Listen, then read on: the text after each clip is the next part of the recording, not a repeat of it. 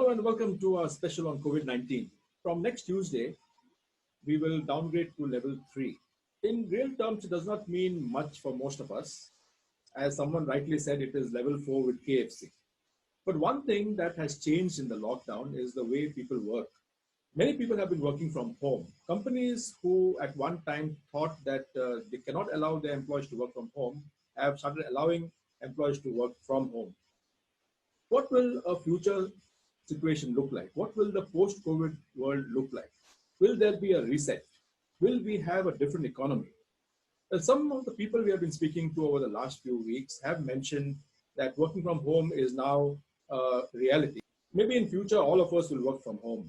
I've seen that a lot of companies that said that there's no way employees can work from home are a lot more open to it now, and I think that there'll be a lot more lenient with allowing people to work from home. Our online learning and teaching is definitely here with us now. To discuss a future scenario, what a post-COVID world would look like, how is it working from home, the knowledge economy, education, and all such issues, we spoke to Edwin Paul, who is an educational entrepreneur.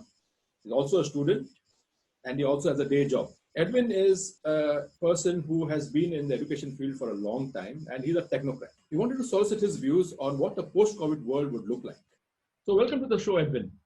How are you today? Thank you. I'm well, Roy. And how are you? Okay. So Edwin, you're an entrepreneur, you're a student, you have got a day job, and you have got some very strong views on what a post-COVID workplace would look like. So what are your views on working from home, for example? Well, it's a very timely and pertinent question. It's a great question. It's a question on the top of everybody's mind at the moment, especially when we're coming to the end of a lockdown. But however, the end of a lockdown does not necessarily signify the end of the problem or the disruption as we see. A disruption, I don't want to call it a problem, could also be an opportunity for many, but we're yet to find out.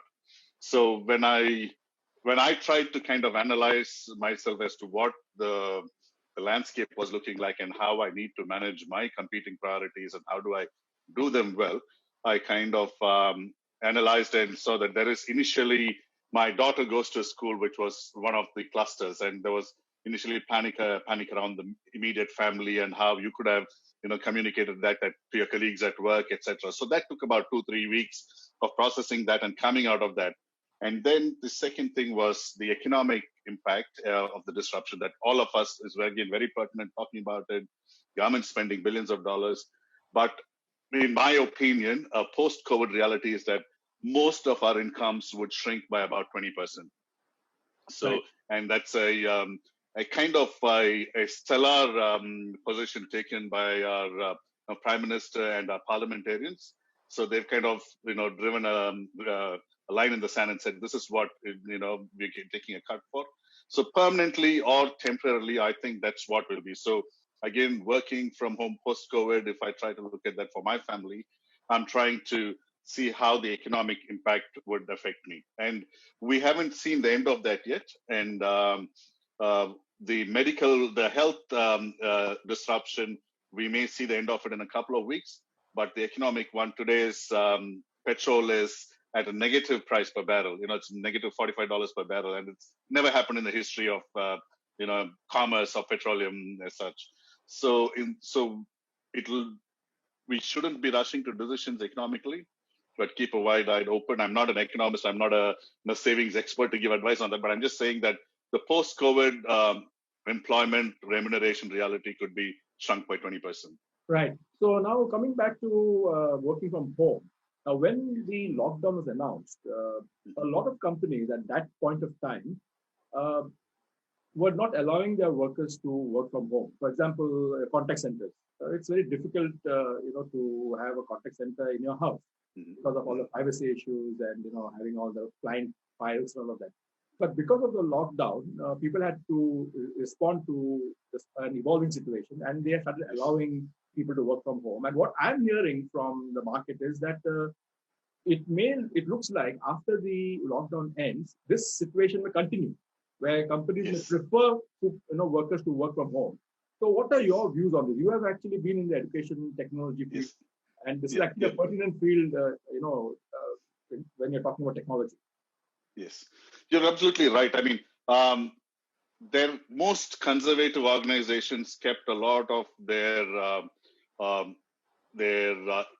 ERMs and their software that drove their businesses very hardwired, within the physical network. So you had to go there and plug and work only on even if you took your laptop, it would work only in that network. And that was quite a common practice, and they thought they were being secure. But again, that's the thing of this disruption, is that it has disrupted that mindset. And we've realized that most of the times the worry about security is not valid, because the moment this lockdown happened, many companies had to work from home, like the contact center, the government, the hospital, the education system, etc. And they were able to transition within 48 hours. All it did was to subscribe to a VPN, set it up. The products existed, the security measures were in place. It's just that the organization didn't feel the need. They thought that locking up a glass door was safe, but they didn't realize that a glass door can be broken and somebody could access it. So that's what it is happening now. Yeah. So moving forward, where do you see this situation? Do you think that working from home will actually become the norm in the years to come? Yes, I think so. I mean, see, if you look at the future of work studies, there's a great lot of studies has been done and research has been done by our government, leading in most areas. These were supposed to happen about 20 years later, right? Singularity. Because I think Jacinda Ardern and Andrew Little were part of a group which were actually working on the future of work. Document. Yes. And it's a global phenomenon. Oxford has a very interesting lead on that. So the idea is that this was all anticipated, but we thought this would happen 20 years later, right? So Singularity, Ray Kurzweil, all the futurologists were predicting these would happen. People would work from home, people would be self-employed, people would be contracting, work on their own terms, work for international clients. All of this was predicted, but we just weren't ready for it. The COVID disruption has just fast forward this by 20 years, and now we are scrambling. And the actually comforting thing is that it's not difficult. So for most of those agencies, from single online shopping agencies to huge organizations, have made the transition fairly well. So now this brings me to my next question, which is a very serious one. So while there has been disruption in the economy in New Zealand and of course in the rest of the world, for example, tourism is going to take a big hit for the next 2 years or so. We have the dairy and the meat industries, which may be affected. Then we have our orchards and fruits.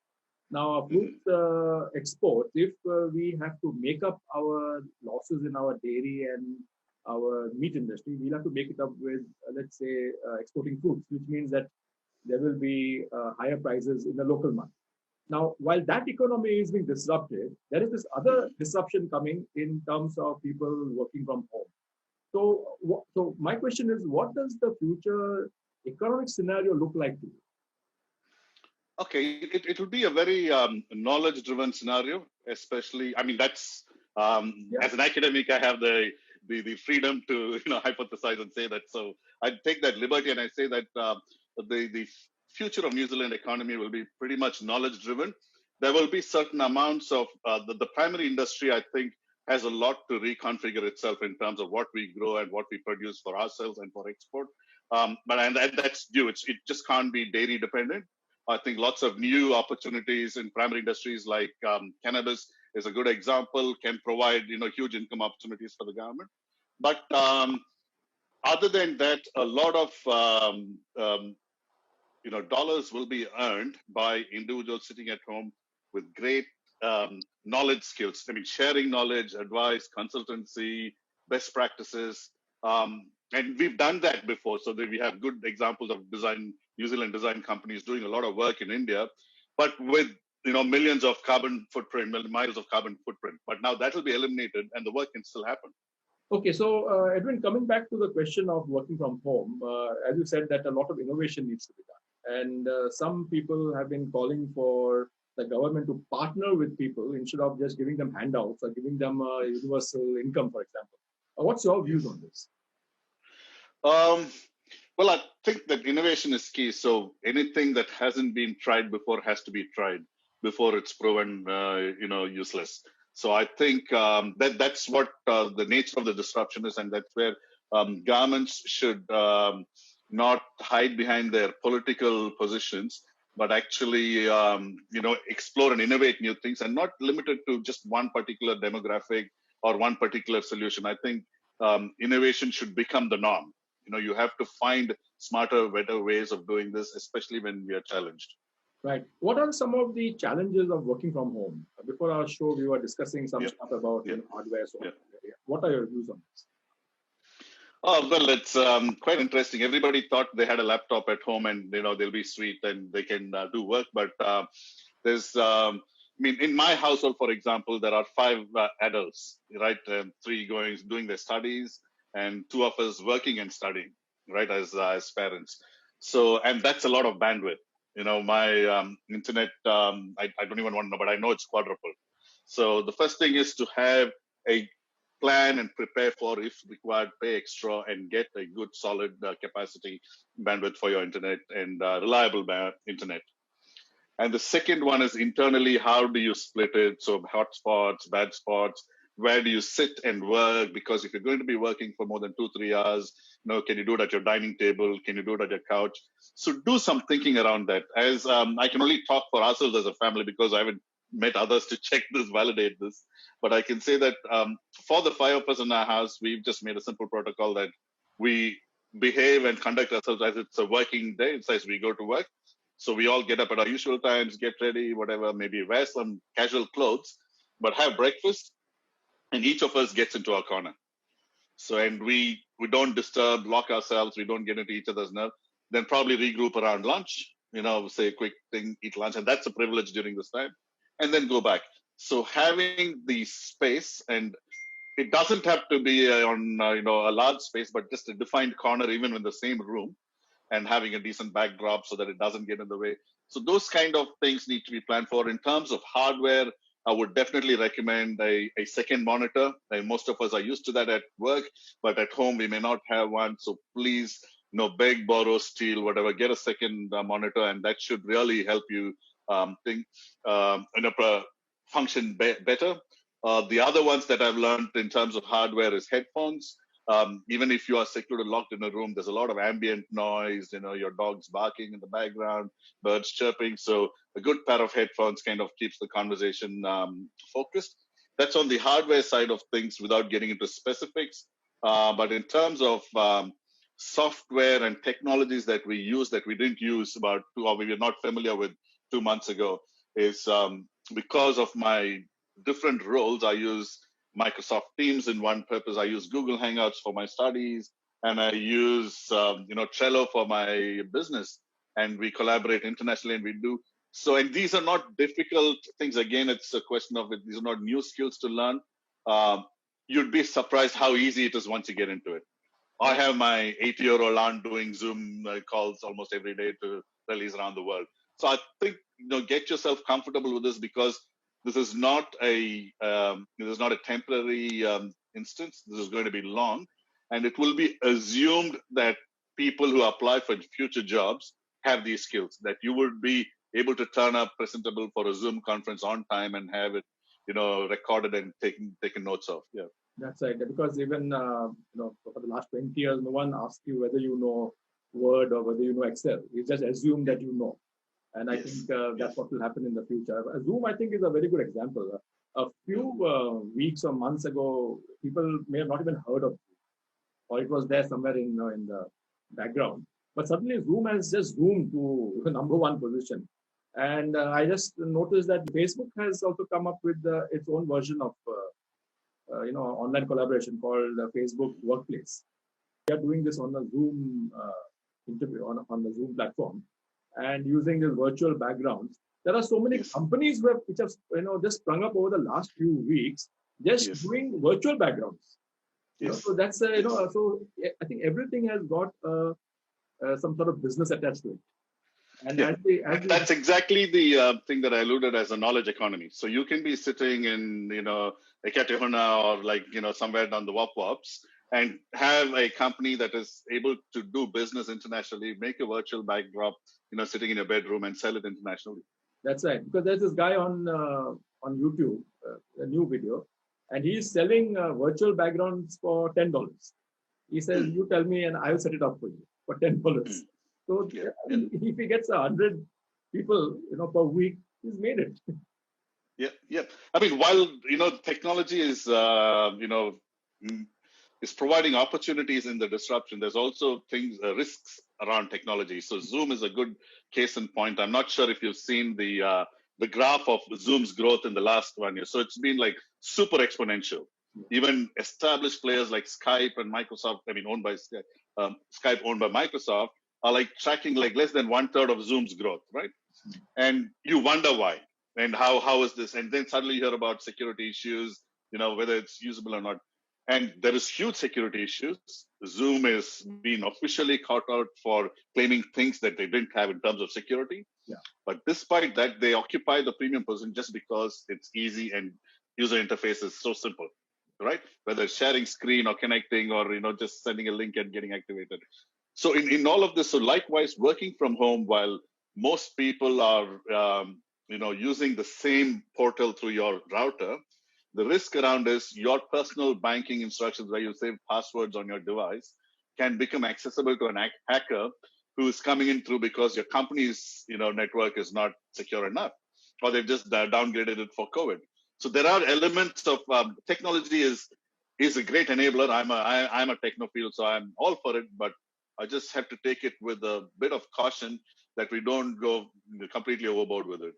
So talking about security risk, if let's say I bring my laptop from work, which has got confidential company information, and I'm behind a VPN, will that risk still be there, or is it mitigated to some extent?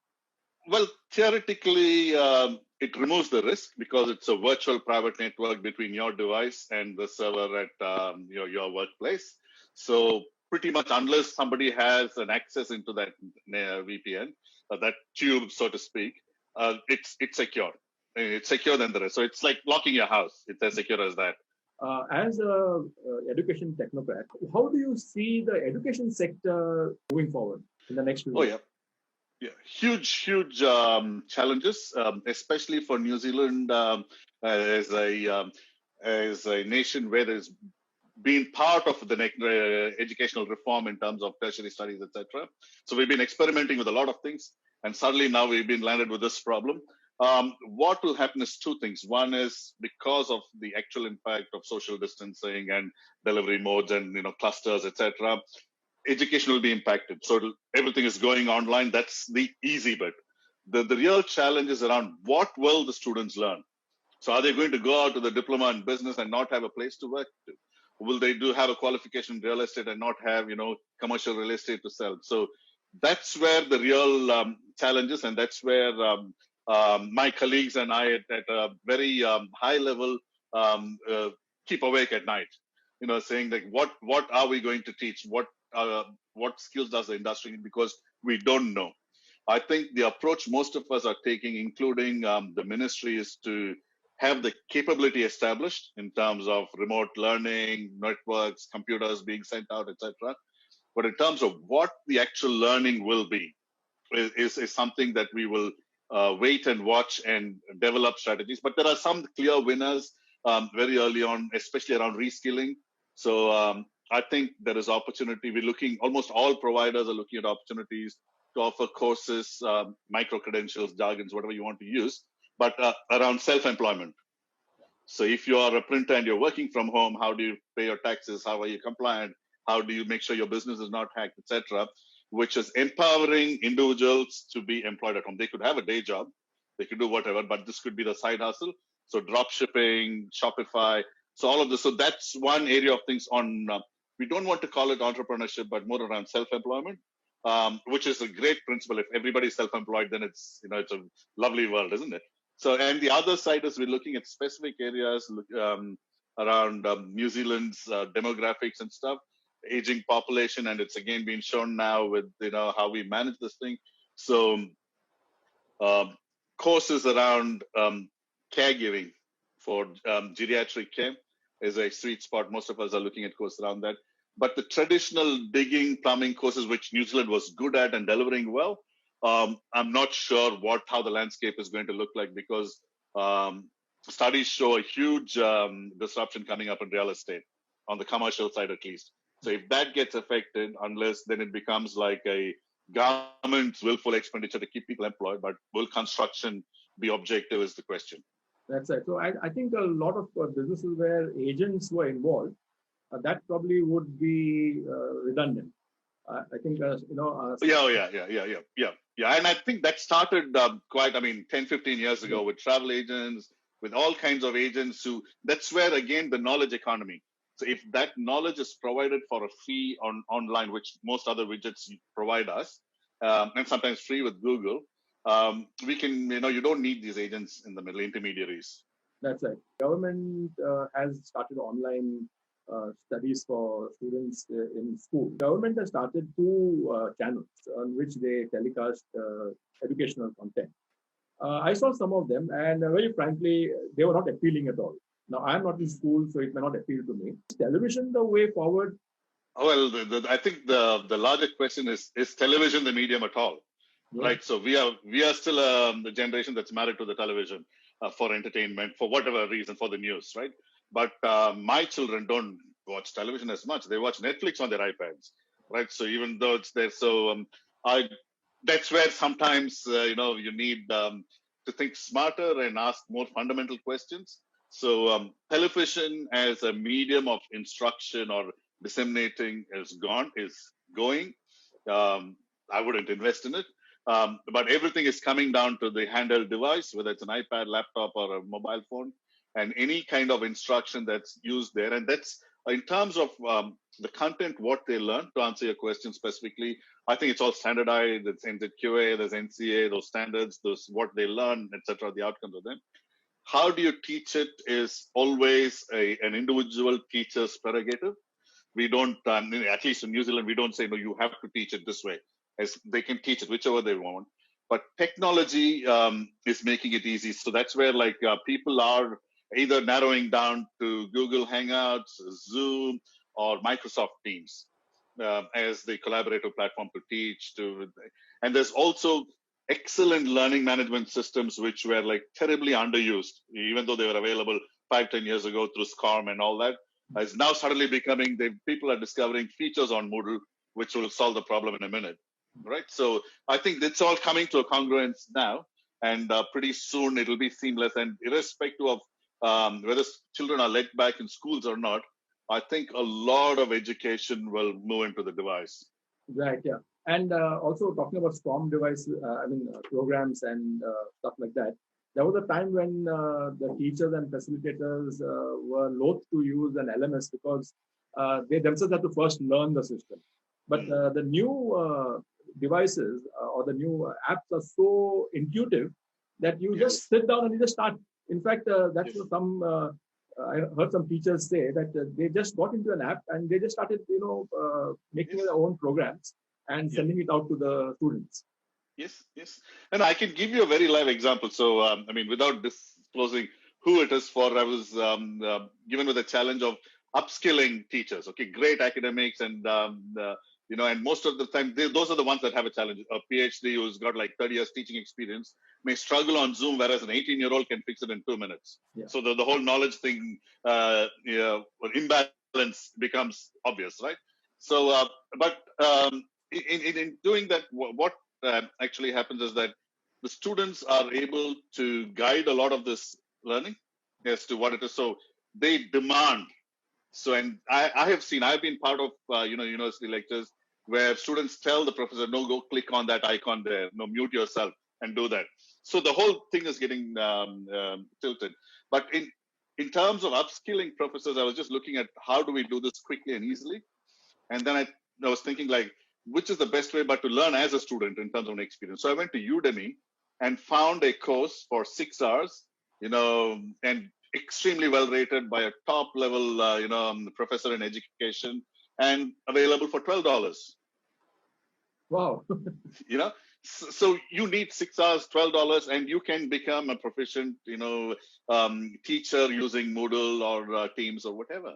That's all it takes. Yeah, I mean, about 5 or 6 years ago, MOOCs was the massive online education was the big thing, and then it sort of started dying. Do you think MOOCs are going to make a comeback, especially since you mentioned Udemy? Yeah. So, again, that's where it's nomenclature, right? So in everything, we have industry 4.0 and stuff like that. MOOCs is a concept, but I think a lot of it is already happening. I think if you YouTube how to make a chicken tikka masala, you're already using MOOCs as a concept, right? Yeah. So it's prevalent, it's happening. People don't acknowledge it as MOOCs, but people are consuming in bite-sized, learning modules.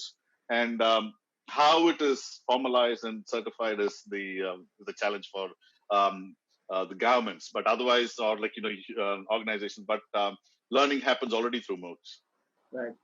Well, Edwin, that was really a wonderful discussion we had on a variety of topics: economy, on the knowledge economy, on MOOCs, on education, on working from home. And thank you so much for sharing your insights and all your experiences with us. Thank you now so much for coming on the show, and you have a good evening. Always happy to. Thank you, Roy. Thank you. That was a really interesting discussion with Edwin Paul. So many things we spoke about, especially the knowledge economy and the way people work from home and what a post-COVID world would look like. Maybe some of these will come true, maybe some won't. Well, that's all that we have for you this evening. Thank you for watching this show. Thank you for being with us. And you have a good evening, and I'll see you again tomorrow.